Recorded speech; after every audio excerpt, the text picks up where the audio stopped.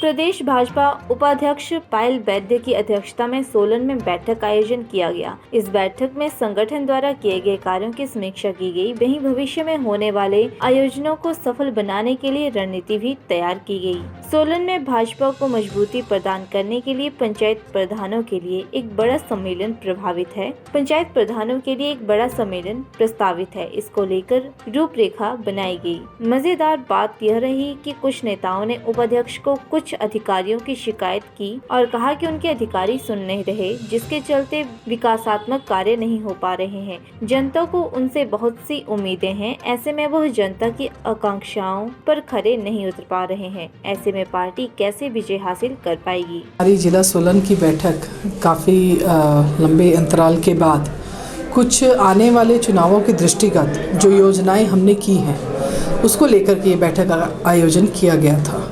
और इस बैठक में आने वाले समय में हम लोग नीचे तक किस तरह से कार्य करेंगे और किस तरह से हम हर बूथ को जीतने का प्रयास करेंगे, उसके चलते हुए हमारा एक ग्राम केंद्रों का सम्मेलन यहाँ पर 1 मई जिसकी हमने तिथि निर्धारित की है वो 1 मई को होना है, उसकी तैयारियों के चलते ये बैठक हुई थी।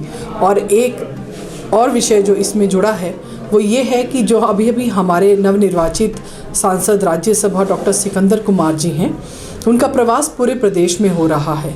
उनके प्रवास के चलते, क्योंकि उन्हें हमने पालक नियुक्त किया है एससी मोर्चा का, तो उसके चलते जो है उनका प्रवास पूरे प्रदेश में होने जा रहा है। और पहली बार वो हम सब लोगों के बीच में आएंगे सांसद बनने के बाद, तो उनकी स्वागत को लेकर के भी हमने आज इस बैठक का आयोजन किया था। उसकी योजना को लेकर के ये प्रवास वैसे तो तय था कि 4 मई को होना था, लेकिन 4 मई को माननीय मुख्यमंत्री श्री जयराम ठाकुर जी कसौली विधानसभा क्षेत्र में आ रहे हैं और वो इस जिला का ही हिस्सा है, तो हमने उस डेट को थोड़ा आगे ले जाने का प्रयास किया है। 14 मई को शायद डॉक्टर सिकंदर जी का प्रवास रहेगा, तो उसकी तैयारी को लेकर के भी इस बैठक का आयोजन किया गया था। तो हमारा संगठन है वो एक ग्राउंड से जुड़ा हुआ संगठन है। हमारा कार्यकर्ता जो है वो ऐसा नहीं है कि जब चुनाव आते हैं तभी कार्य करता है। हमारा कार्यकर्ता जो है वो निरंतर जो है वो अपना कार्य करता रहता है, हमेशा सभी को जोड़ने के प्रयास में लगा रहता है। और रही बात आम आदमी पार्टी की, तो मैं समझती हूँ कि उसे इतना महत्व देने की आवश्यकता नहीं है, क्योंकि 2014 से जो है आम आदमी पार्टी अपना आधार कहीं ना कहीं हिमाचल प्रदेश में खोजने का प्रयास कर रही है, और लेकिन आज तक उन्हें सफलता नहीं मिली। अगर ऐसी ही बात थी तो 2014 में चुनाव लड़ लेते, 2017 में चुनाव लड़ लेते, 2019 में भी कई चुनाव हमारे हुए हैं, 2020 में भी हमारे चुनाव हुए हैं। अगर इतना ही था तो तब क्यों नहीं लड़ा? आज कौन से चुनाव लड़ने की वो बात कर रहे हैं? और वो बात कर रहे हैं शिक्षा, स्वास्थ्य और बाकी क्षेत्रों में कार्य करने की।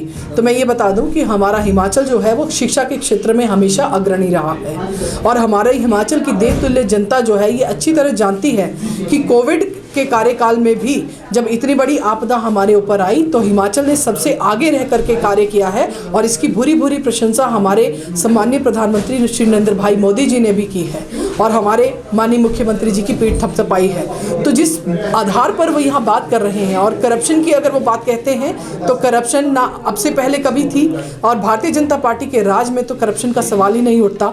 तो मैं समझती हूँ कि उनके पास कोई आधार नहीं है यहाँ पर सरकार बनाने का, और ये केवल बातें हैं और ये जल्दी ही हवाई हो जाएंगी। मेरा ये मानना है कि यहाँ तक कि एक राजनेता भी है वो जब भी अगर जो हमारी फील्ड है अगर उसमें उसकी भूमिका रहती है, वो एक समाज के सेवक की तरह से उसको कार्य करना चाहिए। और अगर इस तरह की हमारे तक खबरें आती हैं तो मैं समझती हूँ कि उस अधिकारी को इस बात का पूरा ज्ञान होना चाहिए कि वो एक समाज सेवक के तौर पर वहाँ बैठा है, वो जिस कुर्सी पे बैठा है तो वो समाज की सेवा करने के लिए बैठा है।